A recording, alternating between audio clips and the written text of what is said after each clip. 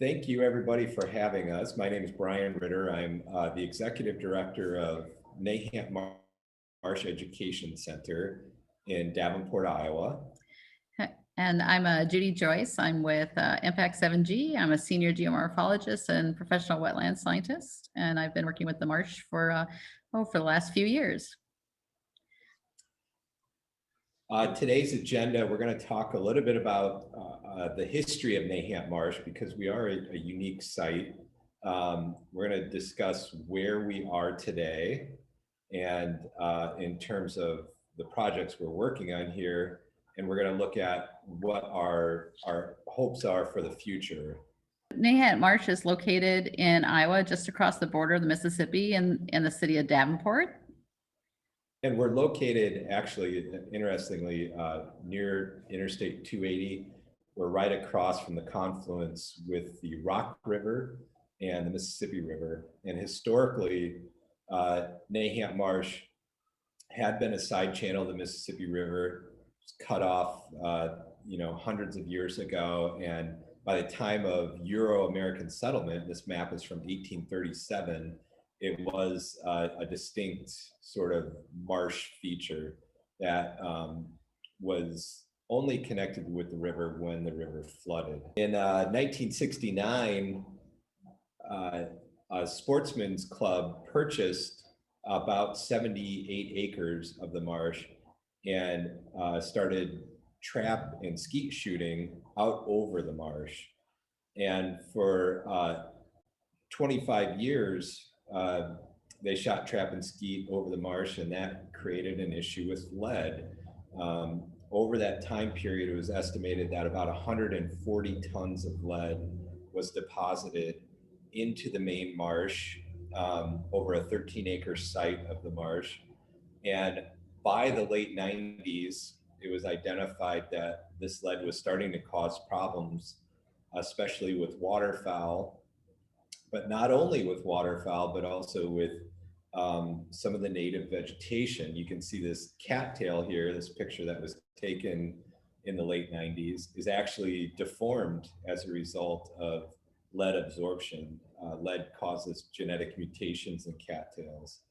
So a community-led effort, really a very much grassroots local effort with several organizations, a group called River Action here in the Quad Cities, Quad City Autobahn, and ultimately the Iowa DNR and U.S. Fish and Wildlife Service and the U.S. EPA got involved and decided that this place needed to be declared a Superfund site. And starting in 1998, they began the long process of draining the marsh, removing the lead over the 13-acre site, and the restoration of the parcel.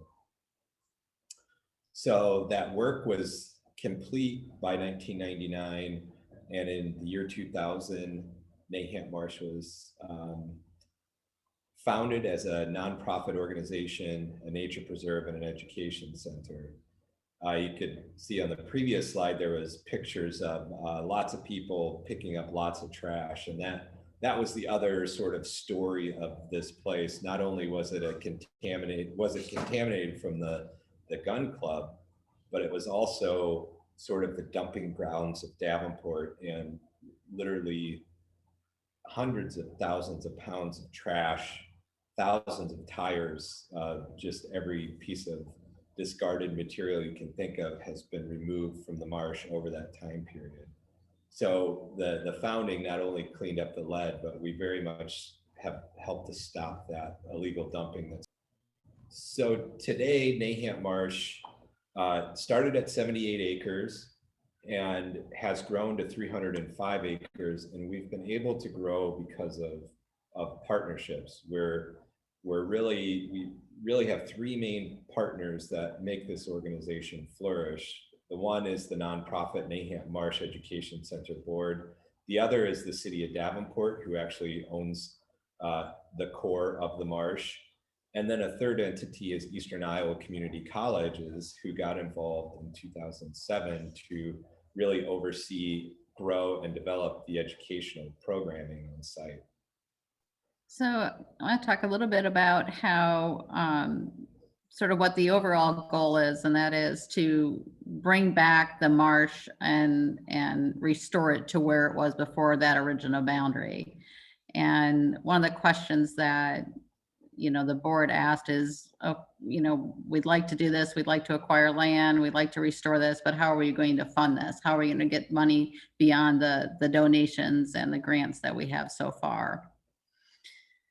And if we look at traditional funding, with donations, campaigns, grants, a lot of times have strings attached to it. And a lot of times we'll get funding to purchase land, we'll get money to do a restoration, but we don't get money to do the ongoing maintenance that is needed to keep these ecosystems healthy and to restore them. So that's when we started looking at basically forming a mitigation bank, the Nahant Marsh Mitigation Bank. And the great thing about this is, as Judy alluded to, nonprofits are always struggling to find and maintain streams of revenue. This adds a new stream of revenue, but it's very much within our mission to restore wetlands on our property. So we're really achieving two goals where we're able to restore these wetlands back to their natural state while generating a stream of revenue that can help us support future operational and capital improvements on the property for the next decade or more. And so with the mitigation bank, we have Nahant Marsh Educational Center as the banker, as the sponsor of the bank, with working with the interagency review team led by the Rock Island U.S. Army Corps of Engineers. And the idea, like with all banks, is that the restoration efforts would generate credits. The credits would be held for sale. To be purchased by a permittee or a buyer. And so with the first phase of the bank, we are looking at restoring two recent purchases, the rural property and the Clark property. And the rural property consisted of restoration efforts, enhancements of a forested wetland. And the Clark property also involved some enhancement and restoration of wetlands, as well as expanding the area, the footprint of the existing wetland. So the benefits of using this funding source is that it would, again, not only provide funding to get the restoration completed, but would also provide money for long-term management and maintenance. There's the initial investment, which would include the bank establishment phase, all the environmental and soil and hydrology studies, along with some engineering. There's permitting, there's staff time in this, the construction, of course, and then the ongoing monitoring and maintenance. And so the idea is that you have this initial investment, and then you will get an additional benefit of your return on your investment, in addition to improved water quality, flood storage, increased recreation, habitat, having the land preserved in perpetuity, and then funding for this long-term management fund, which I think is, again, sort of that non-traditional funding source, is that you're going to make this investment with the idea that you're not only going to do the enhancements, but you're going to have funding long term. Yeah, so this has been a learning curve for us as an organization. We actually started this process back in 2016, and here we are at the beginning of 2021, and we've really just completed construction for the most part. So patience and perseverance, I would say, are the two biggest things that we've learned, that it doesn't happen overnight. There's a lot of nuances. There's a lot of studies and the whole 9 yards that has to take place um, before you get to the phase of construction and actually being able to sell credits. The other lesson learned that we strongly recommend is finding a good partner. We were fortunate to get in contact with Impact 7G, who has experience and has good rapport with the Corps of Engineers locally, which is absolutely critical to establishing a successful bank.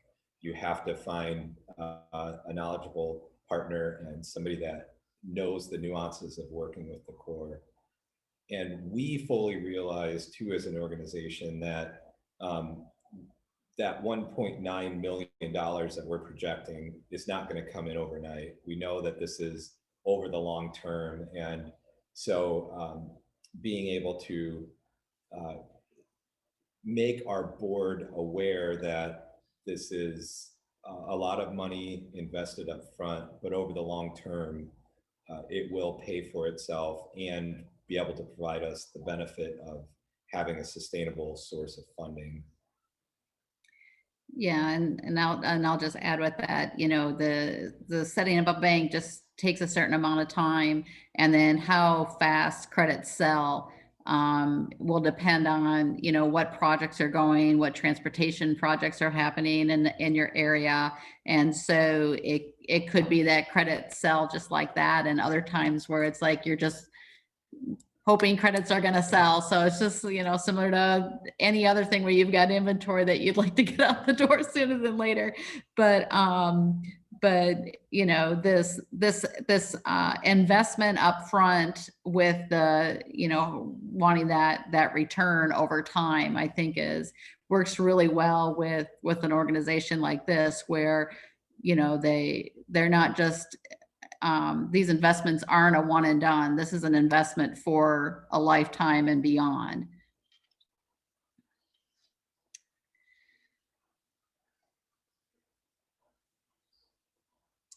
So our next steps,